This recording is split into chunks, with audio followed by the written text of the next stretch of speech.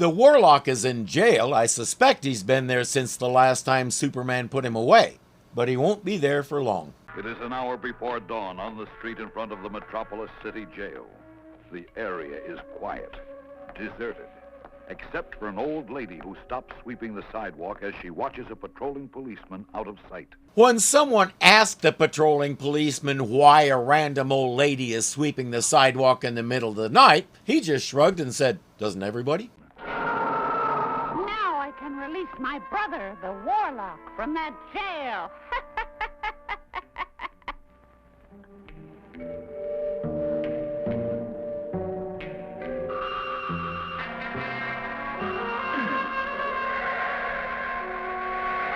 Those rubies are everywhere. I have a feeling if she wanted one, Hazel could find a couple just lying around somewhere. I don't know what she would do with them, but I get the feeling they're that easy to get. I've done a lot of weird things, but I've never slid down a Pepto-Bismol pole before. Is it something I want to try? Gonna have to think about that one for a while. The alarm! Quick! Give me your broom. My broom? Yes. I want your magic ruby to get revenge on Superman. Oh, no. I don't want him to destroy my ruby like he twice destroyed yours. You've proven you don't take very good care of them, so go find your own. No, she won't help you. Don't worry. He won't. What? There he is! Grab him! Let's go! Run! No time to argue. Come on. What happened? I think we kissed. For the rest of the episode, we'll come to realize that he doesn't have a sister. He has a plot device to get him out of jail, which is to say she was never seen or heard from again. The Daily Planet building, where Lois Lane works. Well, first I'll give her a story with a new slant. As the Daily Planet building begins to tilt, Superman, in the guise of mild-mannered reporter Clark Kent, is in conference with editor Perry White and Lois Lane. Clark slips out and changes to Superman, whereupon he discovers he's dealing with the Warlock. But as usual, our villain can vanish before Superman can grab him. A short time later, the wicked Warlock watches as Lois Lane, the unsuspecting victim of his vendetta against Superman, leaves the newspaper building and boards the elevated train for an assignment in a suburb at the end of the line. Last time it was Luthor going after Jimmy. Okay, he was going after Clark, but settled for Jimmy. This week, the Warlock is going after Lois. Hurting Janie because you're mad at Johnny is pretty pathetic, but people do it all the time. Then again, when Johnny can grab you and throw you halfway around the world, coming at him from a different angle does seem like an idea to be considered. Now, Miss Lane, get set for the ride of your life. Good grief. Now, loop the loop. Hang on, lady! Good thing the L train has seatbelts, isn't it? He's made it a continuous loop so they'll keep going round and get nowhere.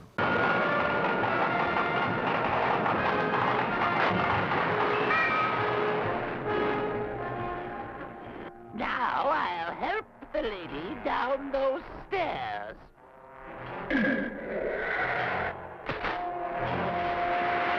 There's a busy street at the bottom of the stairs, which tells me whoever designed this station was drunk and nobody noticed. Superman rescues her before any harm is done, except maybe an abrasion or two on her behind. Oh, Superman! What's going on here? What's causing... It's the Warlock, Miss Lane. You go about your business. I'll go look for that fiend. The Warlock is keyed in on her, and he's telling her to ignore it while he goes off somewhere else to search. Clark, do yourself a favor when it's time to start the detecting. Call Batman. This treatment of his friend will give him real fits. Oh! Good heavens! I told him to keep an eye on Lois and he'd find the Warlock. Fortunately, he listened. I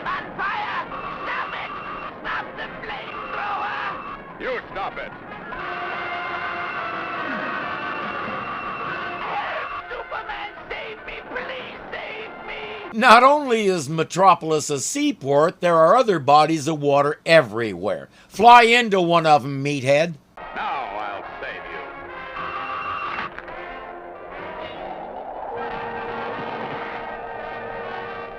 Now you can cool off in prison.